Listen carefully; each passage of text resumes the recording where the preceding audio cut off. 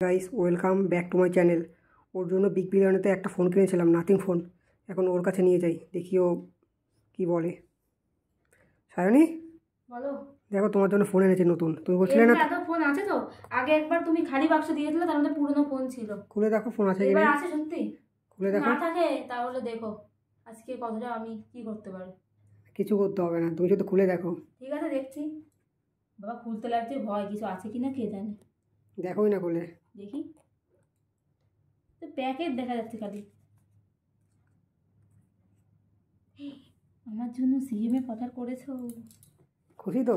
হ্যাঁ। বাহ, ফোন যা দারুণ এসেছে।